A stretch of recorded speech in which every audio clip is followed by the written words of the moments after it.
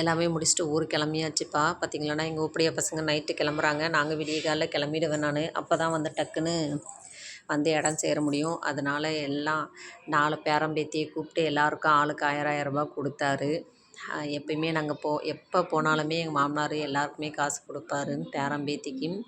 அப்படி ஒரு ஆசீர்வாதத்தை வாங்கிட்டு அவங்க நைட்டே கிளம்பிட்டாங்க. நான் அப்போ தான் எல்லாத்தையும் எடுத்து வச்சுட்டு இருந்தேன். தோட்டத்தில் பார்த்திங்களாண்ணா மொச்சை போட்டிருந்தாங்க. மொச்சை அதுக்கப்புறம் பார்த்திங்கன்னா தேவையான திங்ஸு தேங்காய் என்னால் முடிஞ்ச அளவு தான்ப்பா நான் எடுத்துன்னு வர முடிஞ்சது. நிறையவே இருந்தது. ஆனால் என்னால் எடுத்துன்னு வர முடியாது. ஏன்னா பசங்களை கூட்டிகிட்டு இந்த திங்ஸ் எல்லாம் தூக்கிட்டு வர முடியாது.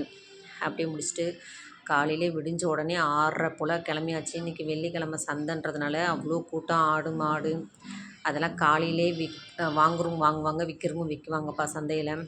அதெல்லாம் கடந்து தான் வந்தாச்சு. வந்து வண்டி ஷெட்டில் போட்டுட்டு அப்படியே ஏறியாச்சுப்பா பஸ்ஸு. நான் பார்த்தீங்கன்னா ஒரு 7:30 மணி போல் ஏறினேன் ஊரில். இங்கே வந்து இடம் சேரவே நமக்கு ஒரு 2, 2:30 ஆகிடுச்சு வந்து இடம் சேரத்துக்கே. அவ்வளோ காலையில் எழுந்து கிளம்புனாலும் வந்து இடம் சேரவே நமக்கு மதியம் போல் ஆகிடும். அதனால தான் நான் எப்பவுமே காலையிலே சீக்கிரமாக கிளம்பிடுவேன். சந்தையெல்லாம் ஒரு எட்டு அப்படியே பார்த்துட்டு அப்படியே கிளம்பியாச்சுப்பா பசங்க. அவ்வளோதான். இந்த டைம் பார்த்திங்கன்னா இந்த டைம் தான் ஒரு வாரம் போல் ஊரில் தங்கியிருந்தேன். புதிய அனுபவம் தான். அப்புறம் பார்த்திங்கன்னா பஸ்ஸில் ஏறிட்டு தருமபுரி கிட்ட வந்து சாப்பிட பஸ் நிறுத்துனாங்க. அப்படியே இட்லியே சாப்பிட்டேன். ஏன்னா வந்து சேர லேட் ஆகுன்றதுனால. அவ்வளோதான் ரீச் ஆகிட்டும் திருச்சி.